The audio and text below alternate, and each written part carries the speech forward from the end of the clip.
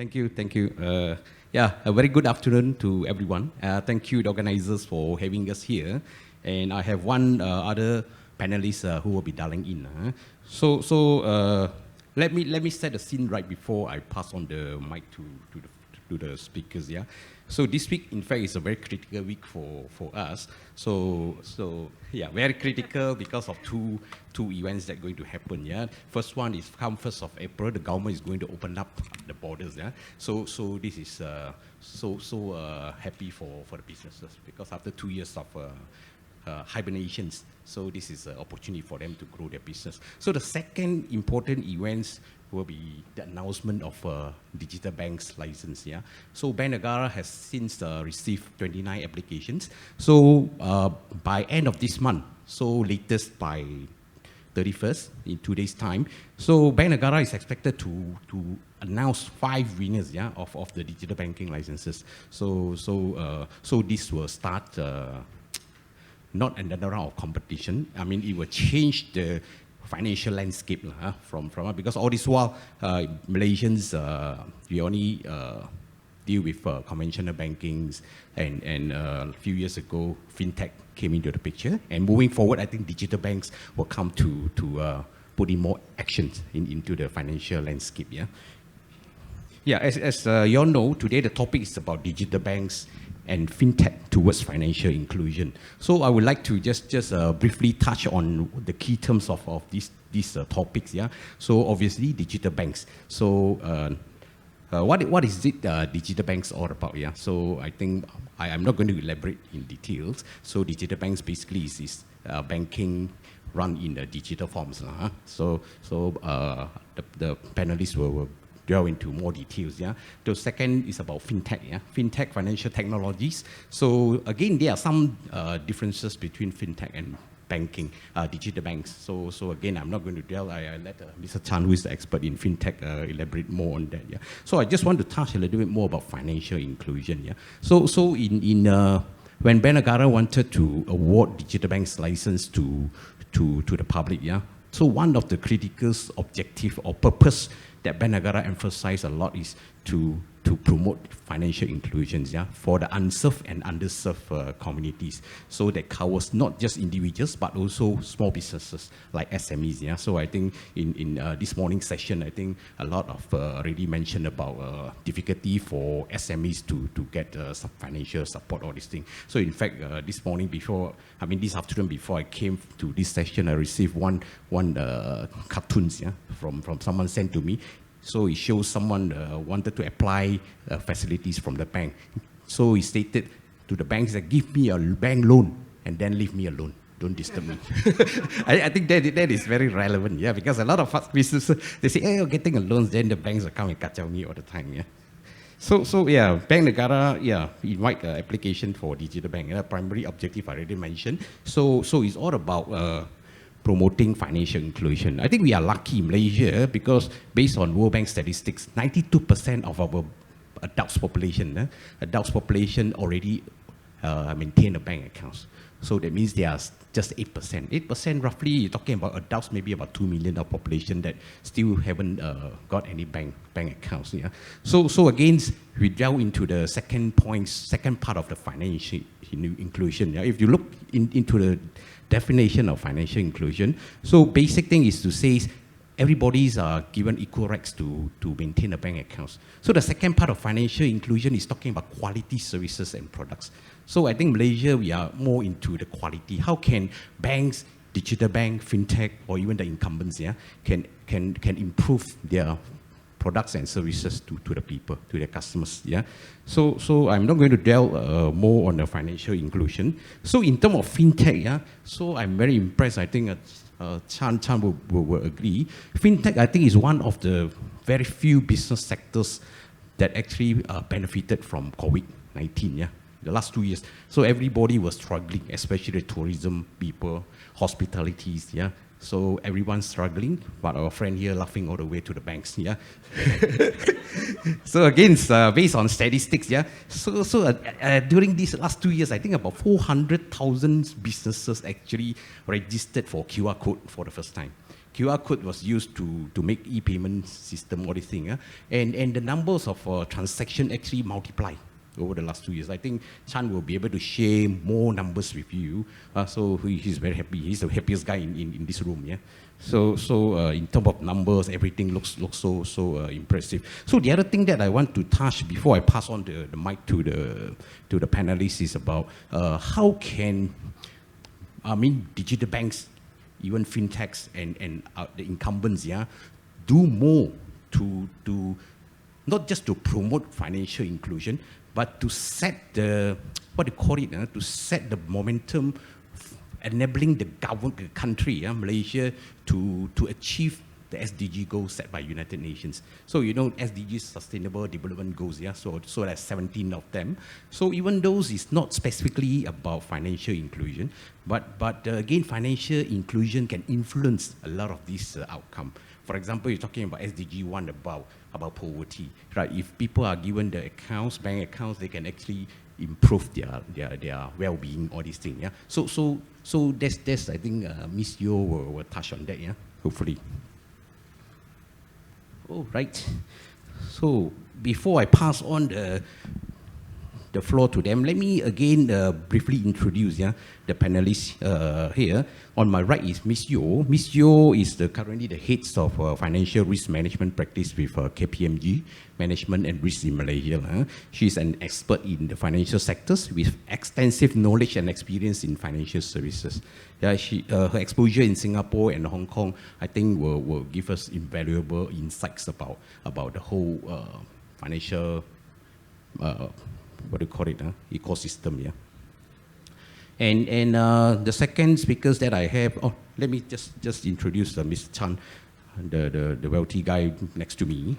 So Mr. Chan is the co-founder of IP88. Yeah.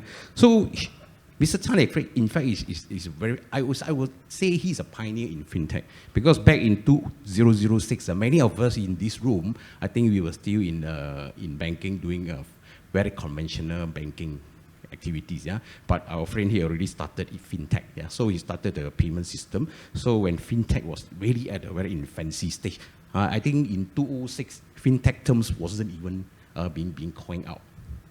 So he's a pioneer, So he won numerous awards, among others, Technopreneur and Excellence Award, presented by PICOM. So he also won ASEAN Technology Entrepreneur of the Year Award by ASEAN Leadership and Partnership Forums. So just to cut a long story short, he's a very experienced guy in fintech. He's the guy. When you want to know anything about fintech, talk to him. And I have another panelist who is dialing in because he can't be here today. So he's Mr. Effendy Shahul Hamid.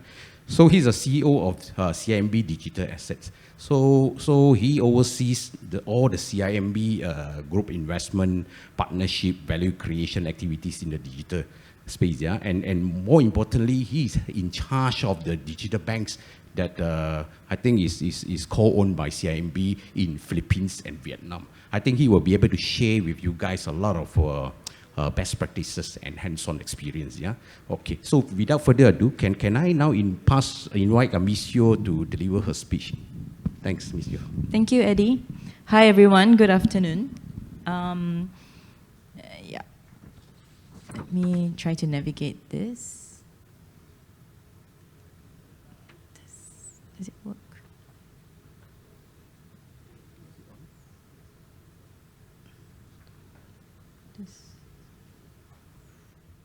There we go. Okay, great. Thank you very much. So thanks for having me here, and I'm very glad to be part of this panelist. This is something that we've been working on for many years now on digital bank. As you know, in Malaysia, we've started this journey about a year plus ago. For some other banks and some other applicants, it was probably more than a year before Bank Negara opened the application. A lot of work was already underway to assess whether Malaysia would be ripe and suitable to have digital banks, right, in the ecosystem, financial services ecosystem. So when we talk about digital banks in Malaysia's context, right, Bank Negara did point out very clearly that they wanted the digital banks to address financial inclusion And as you do know, and Mr. Eddie has pointed out, our statistic for the banked population is very high, right? My statistic was actually 96%, a little bit more optimistic. So there was a remaining 4%, right? So 96% of Malaysians are apparently banked, right? But the question really remains is, how banked are they, right? So many people have an account, but they don't really use the banking facilities. They still use cash, predominantly cash, right? So Bank Negara's point was also that digital banks, yes, they need to address financial inclusion in Malaysia to bring us further to a cashless society as well. The digital bank should bring about change that will be in the best interest of Malaysia. This was one of the very critical things, right? So if we put this into the context of the SDG goals, I'm very glad that I got this right. That point number 1 is there. We hope that actually with financial inclusion and improved financial well-being, the no poverty target can be achieved in due course. And number 10 is one other one that I've identified as reducing inequalities, because what this really means is that you're opening up access and giving people equal access and opportunity to gain financial services, right? So there are many things that the conventional banks practices may not be suitable for the market that we're looking at, right? For the target market that Bank Negara is trying to address. So what are these areas that we talk about when we talk about financial inclusion? In a Malaysian context, we're talking about usage and access. Like I say, 96% banked doesn't mean 96% of happily banked and served people, right?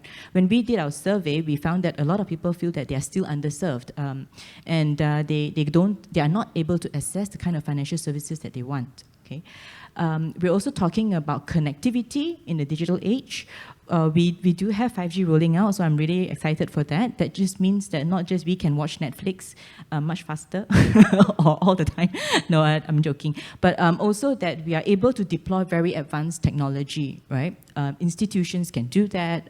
Our digital economy can boom, and that really helps when it comes to bringing people onto the digital economy, and at the end of the day, digital financial inclusion, okay? Financial literacy is something I hold very close to my heart, because actually it is one thing to include people within a financial ecosystem, but are they able to manage their finances well? In Malaysia, our financial literacy rate is one of the lowest in Southeast Asia. Our household debt to GDP is almost 90%, right? It's the second highest, just after Thailand, okay?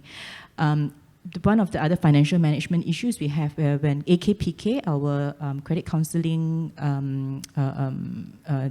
what do you call it? A credit counseling group, right?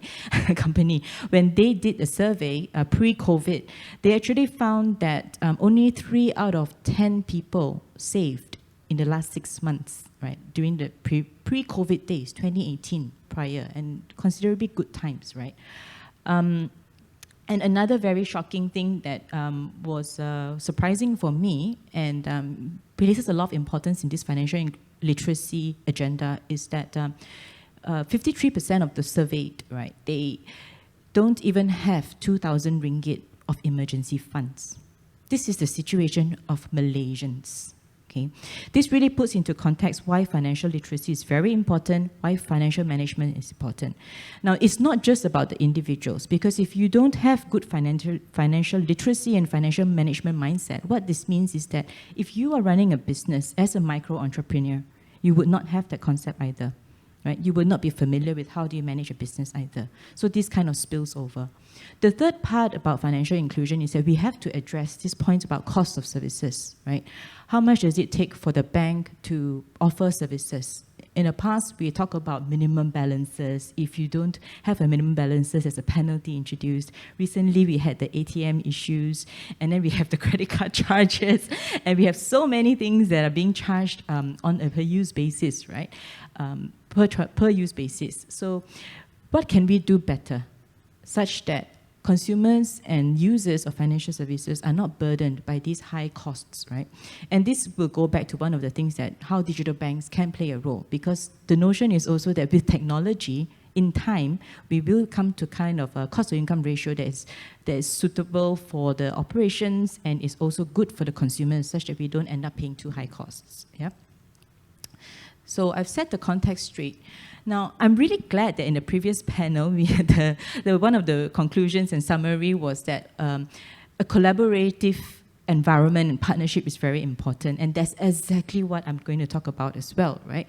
Because in our what we've observed over the years and how the financial system is evolving, we can't escape from the fact that in order for us to address financial inclusion, it requires everyone's involvement. You can't just say that the bank has a role to play and they will carry the flag and drive the lead, right? I don't think it's fair that not that it's not fair, but I don't think they're the only people, right, who have a role, a significant role. One of the things that's very obvious over the last 2 years was that the digital economy picked up.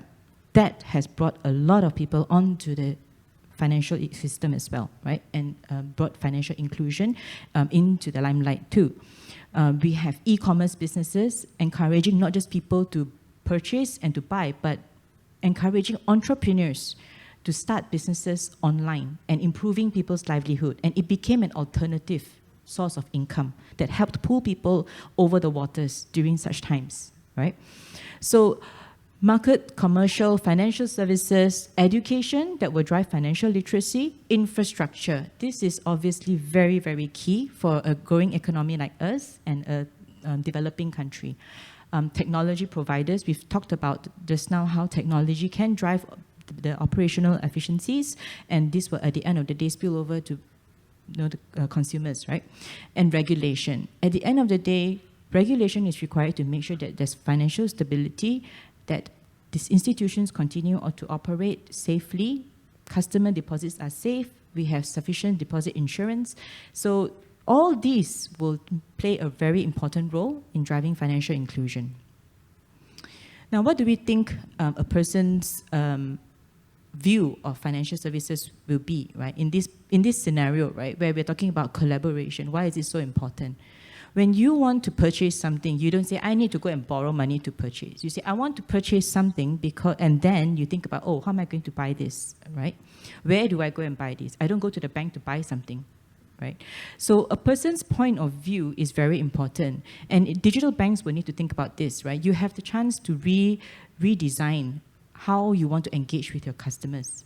Customers in the segment that we are looking at for Malaysia's digital bank, they will not be the ones to walk into the bank and say, I need to borrow, I need to buy, I need to save.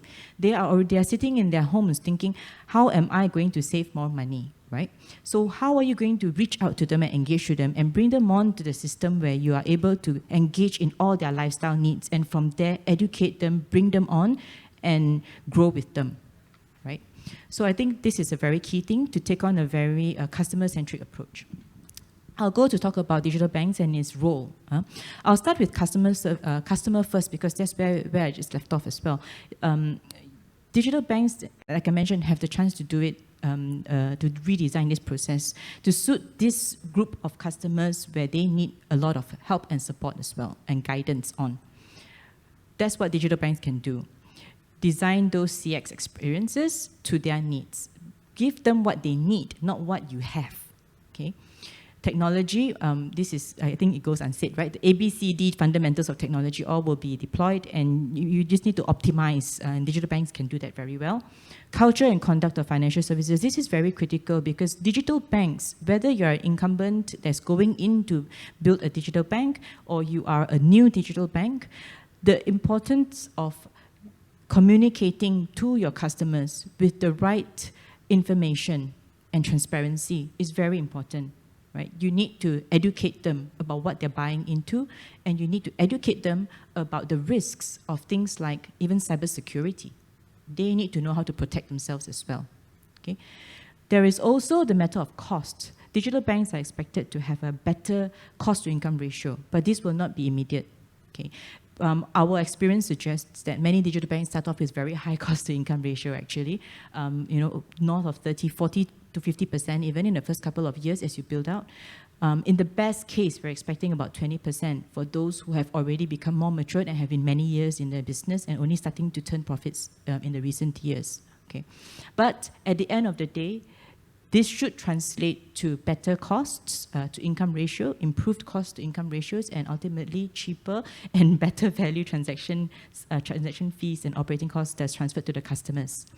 And finally, need for speed. Digital banks are typically, able to design their processes in such that everything is optimized, everything is delivered efficiently, and customers will be able to be engaged very swiftly, right, in immediate real time. Okay, so I talked about the partnerships and collaborations. I wanted to just explain that, and this diagram is really something that we've analyzed out of the FinTech news. They do a very good job every year pulling together all the FinTech players. So you can see that FinTech industry in Malaysia is growing, and that's great. And I think this will help our digital banks in Malaysia and even in the region. There are a lot more that are not yet identified within this. I think more will come on for the 2022. And we also are aware of many other FinTech players which are more on an operations, delivery backbone kind of service offering.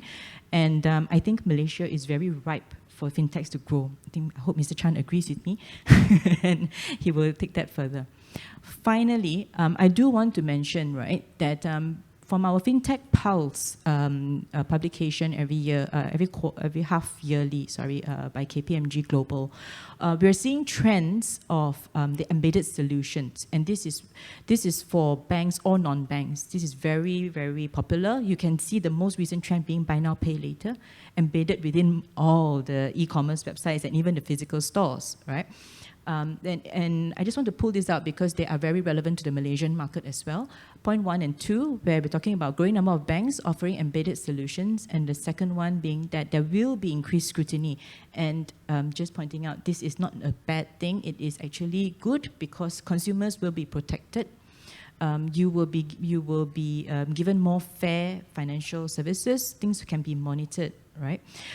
So this is how I wanted to, what I wanted to share with everyone today about the role of the digital banks and FinTechs playing a role in this as well. Thank you. Thank you, Ms. Yeoh. Yeah, it was a very informative session. So I think as mentioned by Ms. Yeoh, she touched about how changing digital ecosystem can impact the way financial inclusion being addressed. And she also mentioned about how digital bank can actually play a role in driving the whole initiative, SDG, financial inclusion. And collaboration, again, she emphasized is very important in the new ecosystem, and eventually how customer can actually benefit from this whole exercise. Yeah. So thank you again, Ms. Yeoh. Can I now invite Mr. Effendy? Effendy, are you online now? Yeah. Yes, I am. Can you hear me? So you can proceed with your sharing. Thank you. Thank you, Eddie, and good afternoon, everyone. I wish I was able to be there in person, but unfortunately not today. Just a quick introduction. I'm with Cimb. I've been here for the last 20 years. My background is investment banking. I ran a commercial bank for a while, but the last 5 years I've essentially spent crafting our strategies, executing our investments with regards to how the banking group reacts to this moving cycle of digitalization, and certainly what are the advent of digital banks and payments, and certainly how we deal within those. So maybe just really quickly take it from the top. From a strategy perspective, Cimb closed off its midterm strategy called T18 some 3 or 4 years ago now. And within that closing off of that midterm recalibration, we decided to think about the postures that we needed to take with regards to ensuring that we become and continue to have a very strong narrative in the world of digital banks, in the world of digital payments, and certainly in the world of digital within itself. And within that, we really had, we spent a whole good year thinking about how we would do this as part of a strategy, and we essentially landed on 2 areas, right?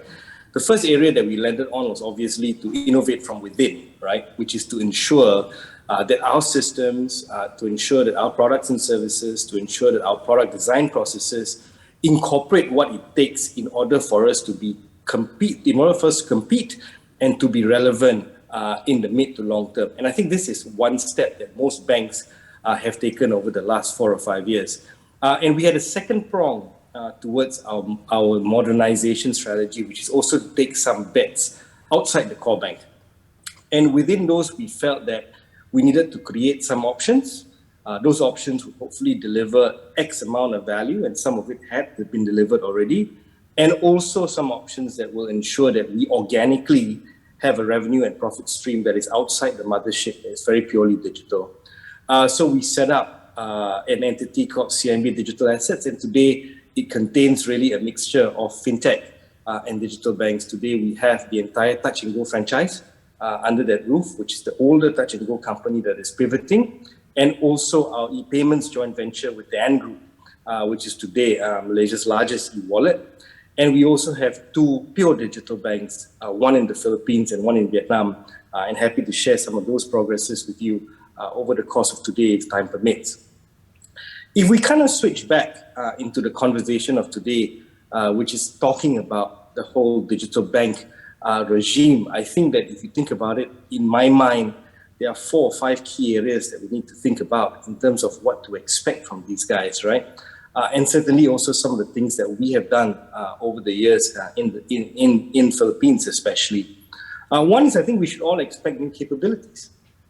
And I think we need to define new capabilities. Banks of old have been limited on capabilities in terms of design, development, and rollout of products, plainly because of the legacy systems architecture that plagued us, right?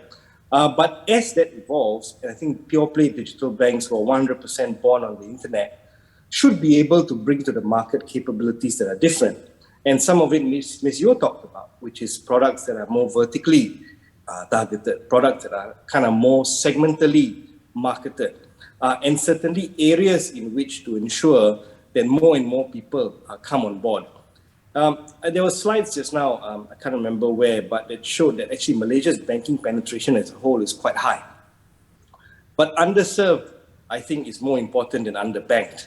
Yeah, and I think that most people who have bank accounts may not be 100% utilizing it to the max, nor do they know exactly the consequences. So I think that the first thing that we need to see is these new age banks, and certainly some things that we've done overseas, which is bring new capabilities to the market. And I think we should ask of that and we should expect of that. Second of which is culture, right? I mean, those of you who are bankers in the room, and certainly Eddie himself, who I know is an old banker, banks are set in their ways. Sometimes they're good, sometimes they're not so good. And I think the important thing is to ensure that as these new players come into the market, the culture of working at a bank, the attitude of a banker, whilst making sure that we remain and take care of the core fundamentals, must bring a different culture to the market, right? Something that is slightly more accessible, something that is slightly more friendly, maybe more smiley faces instead of asking for late payments, and certainly the differentiated way of messaging, right? You will find that in areas where digital banks are very advanced, I mean, if you take Kakao, certainly if you take We in China, and even if you take players like Tinkoff in Russia, right? The way they speak to the customer is very different. And I think that's something that we would have to look forward to in this market environment that we operate in today. The third area is partnerships is the norm. The old adage of banks that says, I own everything, I own the customers, I own the branches, I own the data, and as such, I can do everything myself, those days are gone and buried. I can tell you that in the Philippines, we've been able to build a great business in banking, in digital banking, by partnering very actively with the largest e-wallet in country. And we've been able to do that through utilizing both sets of services, right? Our expertise certainly in banking and their expertise in terms of distribution and understanding the customer and what it contributes in terms of scoring methodology and how we take care of the book in a high-yield environment. And we will see those partnerships happening here as well as the collaborations between Cimb and Touch and Go intensify. So partnerships are the norm. You cannot operate as an island anymore. And I think that most banks that are going to go forward will have to realize that. And I'm 100% sure where the digital banks are concerned, this will be key in their operating models. The fourth one really is these things are born on the internet. A lot of our banks were not born on the internet. Right? We were born in the old days. And being born on the internet gives a lot of advantages. not just in terms of data, but in terms of how you view and operate systems, right? How you do credit underwriting. I think that, if you ask the bankers amongst us in the room today, people will say, if you can keep credit costs under control, you can run a profitable high-yield business. I don't believe that. The entire profit line of banking also depends on the operational expenditure of the entire product. And we have to take that whole thing through the system and make sure that the cost of income work, make sure that the ROEs work, and as more and more so, these things become more and more key. So I think in my mind, those are the 3-4 things that we can look to expect. These things don't come without challenges.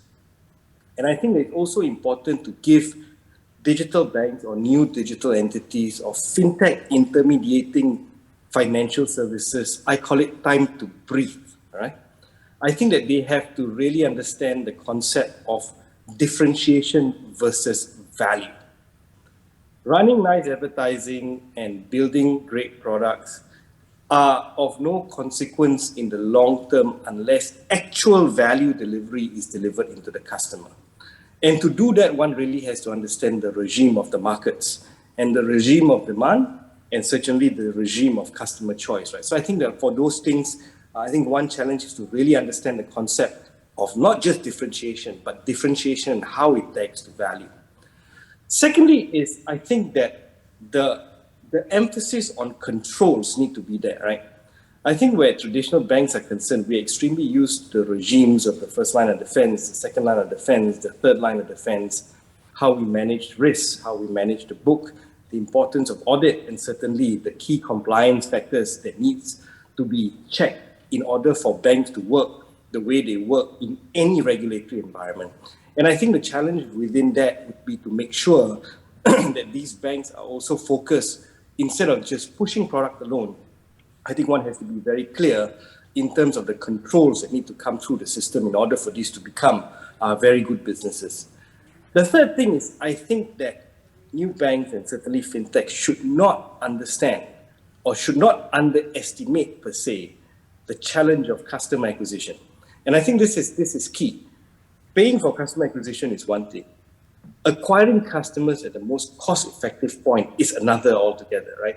And I think to that, the partnership area come into point again, in terms of how do you bring on customers at a very relatively good cost in order for you to run a very profitable business in the long term. And finally, it's a question of how you manage the numbers, not just on the P&L, but I think a lot of entrants, especially when you think about technology players and joint ventures that are coming in, that come from a non-bank environment, I think it's absolutely critical to understand balance sheet health, to understand RAROC, to understand return on capital, and to understand other financial parameters that make banks work and make banks stable the way that they are stable today. And I think that these are a few things really that comes into play. And I think all of this, the ability to control all of this, links back to financial inclusion, because financial inclusion essentially is about making sure that people understand what they're doing, and the way, and the only way they're going to understand it is if we're very clear in terms of the communications. The other area I wanted to touch on before I pass off is this whole concept of competition versus collaboration. I mean, the thing is like, for years now, I've always heard in every conference or speaking engagement I'm at is like, oh, the fintechs are going to eat your lunch, digital banks are going to eat your lunch. My view is that lunch is big enough to be shared. And I think most successful digital bank type models and most successful models whereby financial services has been able to thrive comes from collaboration. I think that the concept of the collaboration between banks and fintech has been clear. Like today on one of our businesses, which is the e-wallet business, we intermediate insurance without being insurers. We intermediate investments without being asset managers. And we are going to intermediate credit without being banks, right? And I think the ability to understand that collaboration is key. So just like how banks collaborate with fintech, I think digital banks will collaborate with fintech. And in fact, they will be able to collaborate in a much more effective manner, plainly because of the newer systems, the better APIs, and certainly the mentality that comes with it. And I also think there's going to be a huge area of collaboration between digital banks and banks, right? And I think that first and foremost, the admission of digital banks as a bank will allow them to obviously tap into the bank market, right? For funding, for liquidity, and certainly also in terms of how these things interact with their parents, right? Like some digital bank applicants have also banks as their parents. And how does that work all together to ensure that the ecosystem is cohesive, right? So I think that, at the end of the day, I mean, we will go into Q&A a little bit later and we can talk a little bit more about that. But I do think that at the end of the day, this is ultimately excellent for the consumer. I think the developments in the market, the regulatory developments and Bank Negara's foresight in jumping on this bandwagon sooner rather than later is going to benefit an already well-penetrated banking market. And I do think that if consumers win, if consumers are more educated, I do think that as an industry as a whole, we will become a lot more sustainable.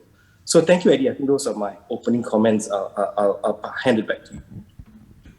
Thank you, Effendy. Yeah, I think there's a very knowledge, a lot of information that I gathered from his talk. Yeah, I think Mr. Effendy, I think you speak with a lot of patience. Yeah, so I think you are speaking out from your heart and also your experience. Yeah, so I think if I were to summarize your presentation, it will take me, I think, another 2 days to write one full articles. Yeah, I think for those prospective digital bankers who is in this room today, I think you guys should learn a lot from him. I think he mentioned a lot about digital banking models. Yeah, what are the new approaches that you guys, conventional bankers, need to change? Yeah, if you were to take on digital banks. So he's speaking out from experience. Yeah, so. I would suggest if you really want to run a digital bank, you should have coffee with him. Yeah, yeah. Thanks, Mr. Effendy. So without further ado, I would like now to invite our good friend here to share his thoughts. Okay, thank you, Eddie. First and foremost, to respond to his comment just now. Yes, during pandemic, MCO, the digital transaction actually grow. We have our best year in 2019 and 2020. And to clarify further, even though the transaction volume is very high, our margin is like kangkang kera, very small margin. Meaning to say, I'm not the most wealthy person in this room. There are so many successful entrepreneurs in this room. Okay, I see normally afternoon session is very dry and we are talking about technology, tech and so on and so forth. So rather than giving you more technology stuff, I want to be a storyteller. Now, normally storyteller will start with, ladies and gentlemen, my story today is about financial institution and fintech evolution. Well, that's me.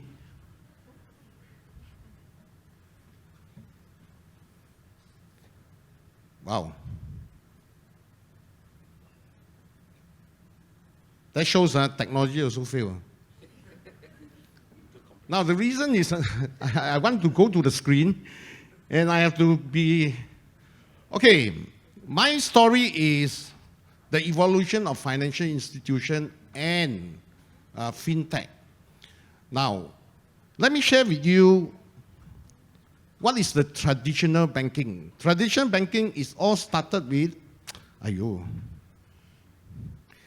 it all started with consumer. Because consumer, they have a financial needs, that's why bank exists. Simple as that. And traditional banks already in existence for more than 100 years. So this is something all of us know, and what are the banks can do, and what are the things that banks have been doing great for us over the last 100 years. Now, next is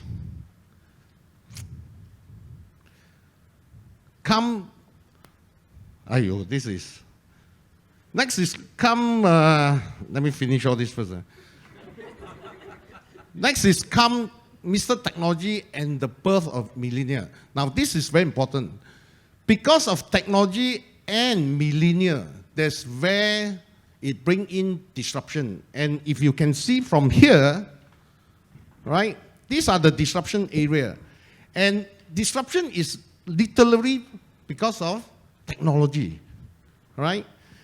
Because of this, it actually pushed the financial institution to evolve. Simple as that. From a traditional bank, it have to go into digital space. That's why the terms digital banks comes in. So all these terms is nothing but just put in digital.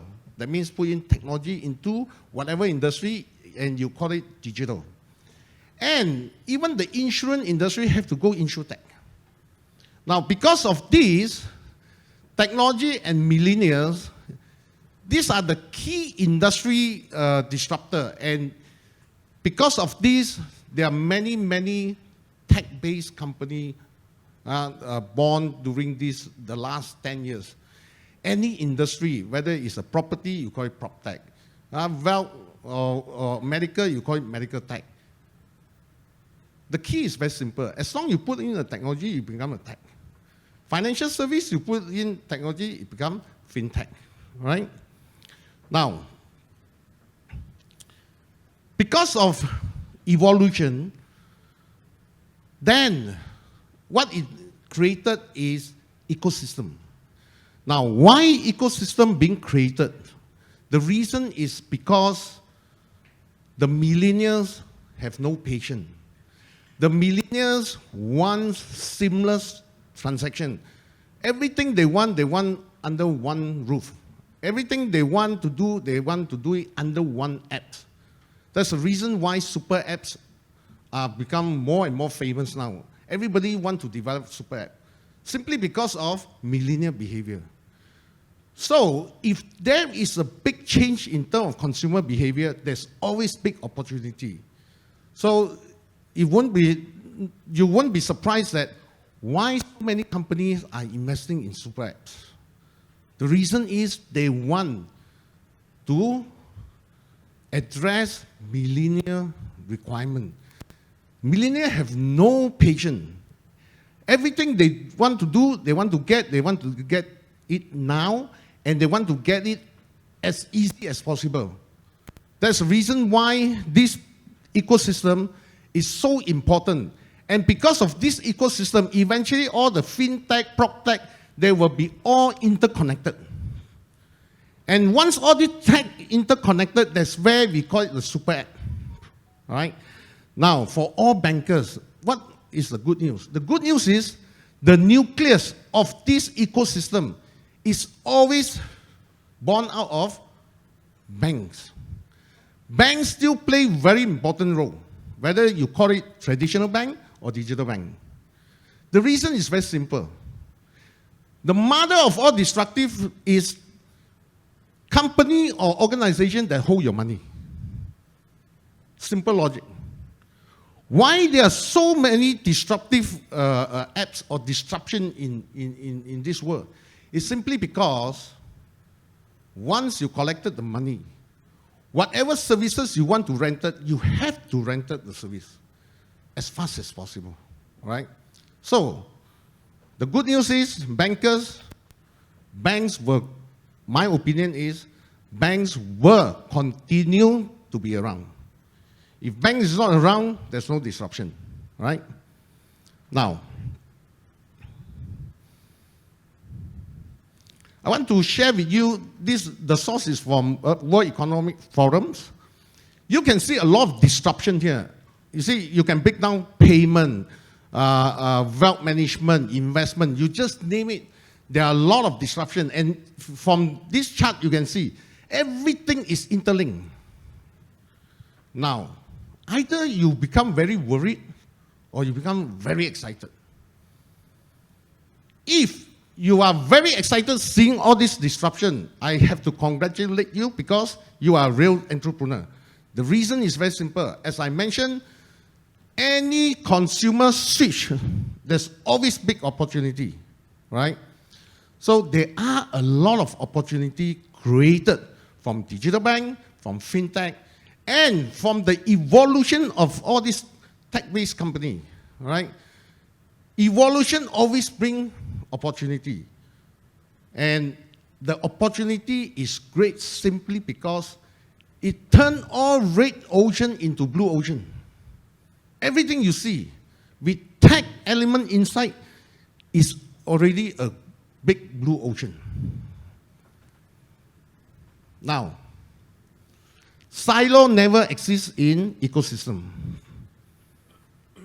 This is very important. Let me share with you, if you think whatever you want to do it yourself.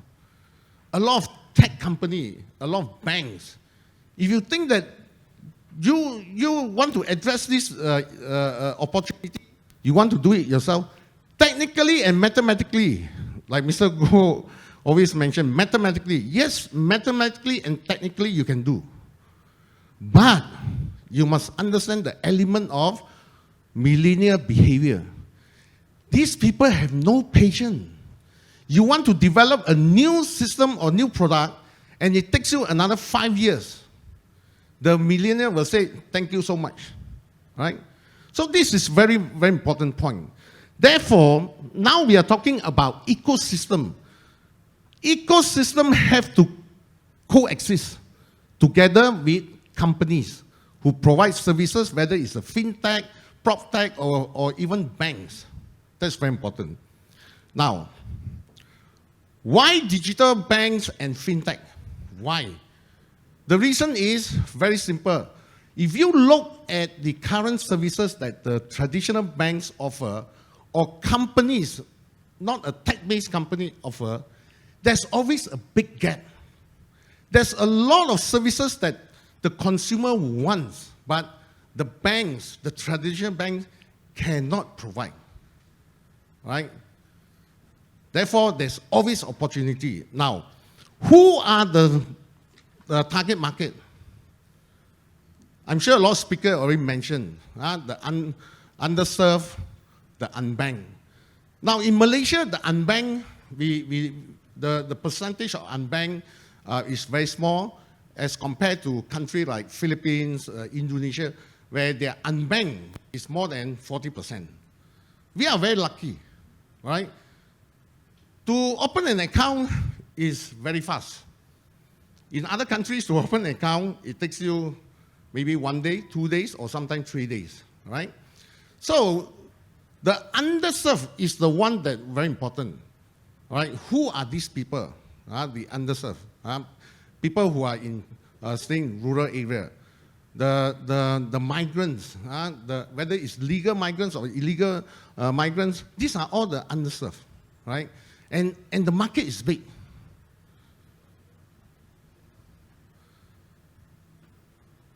Now, what makes the situation now then address the above target? The answer is technology. You see, without technology, you can never reach the underserved as well as the unbanked. And where to provide such banking and fintech product and services is through apps. Now, this is very important. I want to share with you one profound statement my friend just showed me this morning is, in future, banking is anywhere except at a bank. You don't need to go to a bank to do your banking services or financial services. The reason is very simple. Because of technology, you do it everything in an app, in your phone. With 5G, you don't even need to use the phone. I can share with you if you ask me about 5G. Now, when to provide is now. We have witnessed enough of technology, enough of know-how, talent in this country to provide disruptive, whether it's a digital bank services or whether fintech or whatever tech, the answer is now. And how? Very simple. technology innovation through partnership. I'm very sure all speakers, right from the first panelists until now, they are talking about collaboration. Collaboration, partnership is very, very important. Okay? What are the opportunities serviced from the digital bank? Now, to me, digital bank create a lot of opportunity. Now, let's look at the top part. Digital bank will definitely impact the traditional bank. How? Okay? How it impact is traditional bank have to be more innovative. Now, if you are more negative, you will see trouble. But if you are the opportunities and you are very optimistic, you see innovation give you opportunity. And there are a lot of opportunity being created. Now, what are the opportunity? Let me share with you opportunity like new product services, speed of delivery, eKYC, that's why CITOS are very strong in eKYC, and new market like microloan and pay-per-use kind of product and services. This is something new. That's where I said the gap between what the current FI, the financial institution, offer and what the millennials want. There's a big gap. And also the underserved and the unbanked customers. Now, if you look at how digital bank helps other companies, now it actually creates a lot of partnership. There is no way any digital bank will work in silo. The reason is very simple. Imagine suddenly the whole financial landscape flattened, become a green field. Everything is new. Now the question is, how fast can you address the consumer needs? That is the key. And if you think you want to do everything yourself, there's no way, because the new consumer, the millennial behavior, they don't wait for you. Either you are history or you move on. All right? Now, what are the opportunity? For example, micro loan, supply chain loan, micro enterprise, new product and services for the underserved as well as unbanked, and many others. There's so many opportunity. As you can see here, digital bank itself will make the traditional bank, or will give traditional bank new opportunity by they themselves become a digital bank. Banks license cover digital, non-digital. So what's stopping the digital bank to offer digital product and services? So that digital bank actually going to push the traditional bank, like it or not, to move as fast as possible into digital space, right? And at the same time, you look at this part here. Because the market needs a lot of innovation, it actually creates a lot of opportunity for partnership. So if you are not a bank, whether you are a solution provider, you are a market researcher, you just name it, there are huge opportunity, right? So to me, I look at it is, to me, now is the most exciting era. Because why? Whether you got a banking license or not, you can involve in banking or financial services through collaboration. What Matthew said is correct. Collaboration is the key. Everybody mentioned about collaboration, work together, partnership. Right? Now, case study. iPay88. How iPay88 see opportunity in this era? You see, a lot of people think that iPay88, we are a payment company. Yes, we are a payment company. Business as usual is always provide payment services. But you look at the huge opportunity being created because of potential collaboration with financial institutions, with other tech-based companies, whether it's PropTech, WealthTech, Aquatech, Agri-Tech, you just name it. Whatever tech, whatever disruption, it needs what? It needs payment, right? And payment is the key, because company who provide payment is going to collect money for you. And I mentioned, companies that host your money is the key to all disruption. That's why, ladies and gentlemen here, if you are the bankers, in fact, bankers, this era is the most exciting era. The reason is very simple. You are moving away from traditional banking, which already exceeds in this world more than 100 over years. It's very routine. But the moment you add in technology into a very routine services, things become very exciting. And I look at it, huge opportunity, right? And if you look at it, IP80 now, we actually pivoted. We actually look at strong partnership like providing bill payments, mobile games reload, ticketing. Then we also have financial service. We work with the banks. We work with the peer-to-peer lending, all financial institutions that offer loan. And we are targeting loan like micro loan. And we are not thinking out of the box. We are thinking in a new box. Why now we can think in a new box, not out of the box? Because of technology. Technology changed the entire landscape, right? Last time, you need to open a branch to serve your consumer. Now, they just need to go to Google Play or what, just download the apps, and you can do all financial services, including remittance, right? Now, that's how powerful the apps.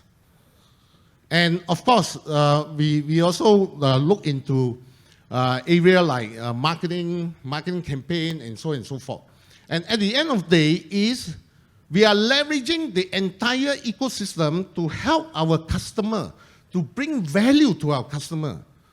We are not here just to actually execute transaction. We are here to give more values. For example, if you complain about margin, the moment you bring value to your customer will give you more margin. And that is the key, right? So with that, IP80 will continue to pivot as well as to work with all parties. We definitely believe in partnership, whether from banking, from solution provider, and so on and so forth, all right? Now, I want to conclude my presentation by telling you that digital bank and fintech offer us a huge opportunity. And 5G will escalate the adoption of digital. When comes 5G, you will see that suddenly the opportunities like typhoon, no, it come and tell you, these are all the opportunity. So if you want to capture new opportunity, you will see that become very obvious when our country roll out 5G, because 5G changed a lot of consumer behavior. One thing for sure, you are not going to carry your big handphone anymore. Everything is in the cloud. You don't need a handphone, you only need screen in the air. Screen in the air is not a new technology, it's an old technology, more than 10, 20 years. The one that you see in scientific, all this, it's all in the air. Why without 5G, screen in the air is not practical? Imagine you press A, you wait. Because processing is all in the cloud. Because 5G speed is beyond 100 meg. It's in gigabyte per second. So that changed everything. You just key. Do you need to carry a phone? You need big screen. Now the smartphone, you can even open up like book. It's so bulky. Now the moment behavior change, I am very sure a lot of opportunity. So with that, thank you so much. Eddie, I pass back to you. Thank you. Thank you, Mr. Chan. Thank you for your energetic and very positive presentation. Yeah. So I think you guys had heard what Mr. Chan spoke about. I think he basically mentioned about very dynamic digital ecosystem that we're going to experience from now onwards. And in fact, this is the most exciting era, as he mentioned, because digital banking is coming into this part of the world for the very first time. Singapore awarded the license last year, but they haven't launched it yet. So we are going to announce it very soon, these 2 days, and hopefully we can launch it next year or so. So he emphasized a lot about the opportunities on the back of challenges. Of course, a lot of everything there are challenges and opportunities. So he say how can banks or digital bank, even conventional or fintech leverage on it? Is on through technology. Technology is important, yeah. And the other thing is about partnership, right? And one thing he assured, he says banks will be around. When he mentioned this statement, I see a lot of relief on the face, yeah, because you guys will keep your job, don't worry. Banks will still be around, he says, yeah. So I also learned about the screen in the air. This is the first time I heard about this because I'm not tech guy, yeah. So I think this will be very interesting with the launch of the 5G moving forward. Okay, so this concludes the presentation from the panelists, and now I'm going to the next section. Is about Q&A. So I have received 2 questions virtually. So the first question is addressed to Mr. Effendy. Mr. Effendy. So I just read out this question. I'm sure you can read it from your screen as well, right? So the question is, why has CIMB not applied for a digital bank license? Yeah, well, thanks for the question from whoever it is. I think first and foremost is we already have a banking license, right? And the banking license actually allows us to do banking, digital or not, right? And I think that's something that we are contemplating. I think that, I think for us, from a stance perspective, I think we had 2 options to do it in-house. One is, in the past, people who did, there's a big difference between digital bank and digital banking. And they're both very different things because the models are completely different, obviously, in a standalone digital bank. So I think for us at CIMB, number one, the main reason we didn't apply is because we have a license and we're contemplating either continuing with the digital banking route or potentially spinning off something else, right? However, we did say that we would look at these opportunities, and we did look at the opportunity very closely, right? Which is to apply out of our 100% subsidiary Touch and Go, right? And I think that we said that, and when I started looking at this over a year ago now, we said that we would pursue this opportunity only if a few things happen. One is that if we could find a partnership or a consortium that worked for us. And second, that if we did that, how would we then make sure we put the whole ecosystem together? And I think that we said that at the end of the day, after evaluating all the proposals on the table, we said that we would stay with our current strategy. And our current strategy is as follows. One is that we would continue to work on our e-wallet proposition in terms of intermediating financial services and bringing those services to the market. Number 2, we would continue to partner with banks and digital banks in a very open architecture. And thirdly, if an equity opportunity presents itself post the license being awarded because of the value that we can bring to the table, then we would consider that as and when it comes. So when you kind of put it all together, I think that it was quite obvious why we didn't apply for the license, because we felt that we have a place in the financial services ecosystem and we felt that we had enough options for the future, but nonetheless, we supported the movement in a very aggressive way. Yeah. Thank you, Effendy. I think the answer is very clear. So I have one other question from this Victor Ong, addressing to Mr. Chan. Yeah. So tell us your experience in starting up iPay88. Why iPay88, and what were the challenges you faced initially? I don't know whether this is the forum to talk about. Anyway, let me share with you how we go into digital payment. I want you to potential entrepreneurs.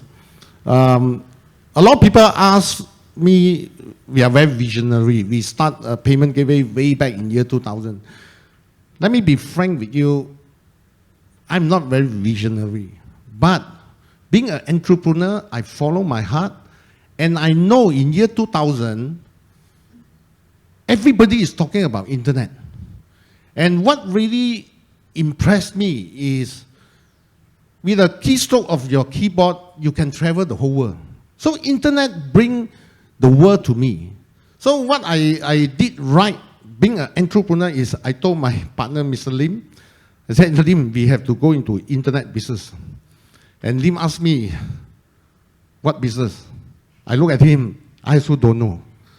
So what I want to share with you guys is from the entrepreneur perspective, if you feel that this is something very strong, the technology, you are very impressed with the technology, or you are very impressed with certain target market, the answer is just get yourself, your feet wet, just enter the market and start learning. And that's the reason why we started Mobile 88 in year 2000. And that time, our business is doing prepaid card distribution. So it's very obvious we talk about mobile phones. And because of that, year 2005, Fujifilm actually called us up and said, hey, we want to use your payment gateway. Because the moment you have a website, obviously you will have an e-store. When you have an e-store, you need payment. And payment is very important, as I mentioned. So that's the reason why we started IP88. So my takeaway point for you guys is potential entrepreneur is sometimes it's the decision you make. It's not like, oh, you want to go into entrepreneurship, you have to do market survey, you do everything. The more research you do, the more you don't enter into the entrepreneurship. Because the more research you do, the more challenges you see, the more problem you see, and now you say, might as well don't involve in entrepreneurship. The reason is very simple. No entrepreneurship is like so easy. When we face challenges, nobody knows. When we cry in the room, nobody knows, right? So I hope that answers, because I can continue to talk about entrepreneurship. Thanks, Mr. Chan. I think that's very useful information. Okay, in the interest of complying to SDG 10, which is reduced inequalities, yeah. Now I would like to pose one question to Ms. Yeoh, so at least she also has one question, yeah. So Ms. Yeoh, based on your experience, yeah, with the introduction of digital banks in Malaysia, how do you see the incumbent banks be responding to digital banks' presence in the market? Thank you, Eddie. So I think the whole session for today, we were very consistent about how collaboration and partnerships are very critical when it comes to the banking, the way forward, right? If we're going to talk about how conventional banks are responding, I think Mr. Effendy also did share quite a bit about how CIMB has pivoted certain businesses and how they have evolved. We can also see globally a lot of banks have also started to go into digital banks, right? Not just digital banking. Locally in Malaysia, we have 2 Islamic banks, right, that have also set up digital banks which are proposing new business models to run with this new target segment that they want to address. And the target is also very clearly about financial inclusion. So they've set up two digital banks, each of them have set up their digital banking arm, and the target markets have been identified, and it will bring with it the agenda of financial inclusion and for the best interest of Malaysia. So that's quite interesting how incumbent banks are responding to this in that manner.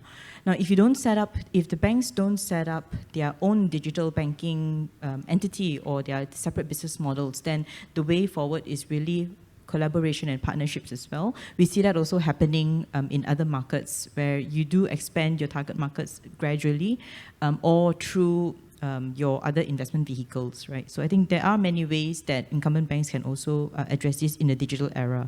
Yeah, thank you. Thanks, Ms. Yeoh. Before I conclude, maybe I will just allow the panelists to spend another 1 minute to say their last paragraph. Okay.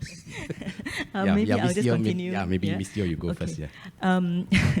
So I suppose my conclusion is really that digital banking, I think, is a very timely thing to pursue in Malaysia.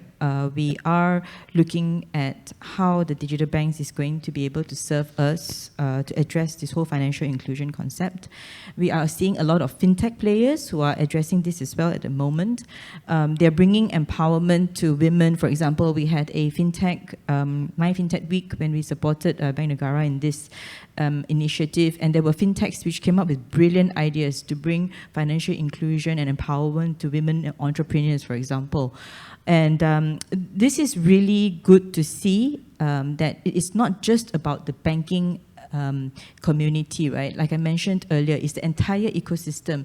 And the fintech ecosystem itself is developing together with the future digital banks that are coming on, the new digital banks that are coming on, going to be launched soon, right? I think, yeah, this is the direction that we're hoping to see more of, and we're very encouraged by the number of fintechs that are growing in tandem, right, with these new ambitions. Thank you. Mr. Effendy? Yeah, thank you, Eddie. I mean, it's a really broad topic. You could speak all day on this topic, right? But I think that, the two things that I would look for, and certainly the audience, as these businesses come into maturity, is number one is obviously look at the numerical side of things. I think that it'd be quite interesting to see how these businesses become pillars of society, right? I think that banks have always been that way, and I really want the digital banks to play a role in that, right? Because I do think that companies in this space really have to become pillars, and for it to become pillars, they have to pay a lot of attention to the numbers, right? And secondly, really is I'm really looking forward to seeing the consumer win. It's a really hard thing to say as a traditional banker sometimes, but consumers winning means margins will continue to compress. And the only way to alleviate margin compression is through really keeping up with the pace, right? So I'm really looking forward to that, and I think that the audience should as well. I think it's a great development. I think it's going to be an interesting 12 to 24 months in Malaysia, and really look forward to seeing it together with all of you. Thank you. Thank you, Effendy. Okay. Being an entrepreneur, I would like to tell you guys there are huge opportunity. And we are blessed to be in this era. And the pandemic, the COVID-19 is very scary, but the blessing in disguise from this pandemic is the digital adoption being speed up. Even the auntie, the makcik Kia in Kampung, they already adopt digital. Right? Look at all this cashless society, the hawker store, the pasar malam store, they accept this digital wallet. So that is a good news from the entrepreneur perspective, huge opportunity. Now, one very important point I want to share is, if you want to identify what are the potential opportunity in every industry, technology already disrupt all industry, right? You look at second-hand car. If you go into second-hand car, you think like, who are you to start another second-hand car dealership? But you look at Cimb, right? Within short period of few years, they become unicorn. It's all because of technology. Now, all it takes is you look back, what are the impossible without technology? Because of technology, the impossible become possible. So my point to you guys is, you don't think within the box, don't think out of the box. You must think a new box. Because technology totally changed things that cannot be done last time. It can be done now. Thank you. Thanks, Mr. Chan. Okay, let me summarize the whole session. Yeah, I have extracted 5 key points which are common by all the panelists. So the first point, I mean, all the panelists were saying that the new digital ecosystem, the financial landscape are dynamics and also very conducive right? That's point number one. Number two, because of the dynamism of this new landscape, there are a lot of opportunities for businesses, for banks, for fintech company, for everyone to work on, yeah? And how to leverage on all this opportunity is go through technology. So we have to, I mean, banks, you have to go into technology, yeah? How to form, then this one bring me to the third point is to, third point is about collaboration and partnership, yeah? So how to leverage on the opportunities is to buy partnerships and collaboration with some of the partners. And the fourth point is about leveraging through technology, right? And lastly, customer satisfaction must not be compromised, no matter how, because customers is the only one who can bring you the revenue, right? So we cannot compromise on customer service. So there are 5 points from here: conducive ecosystem, opportunities, collaboration, technology, and customer service. So with this, I sum up the presentation for this session. Thank you very much for your attention, and thank you all the panelists. Thank you.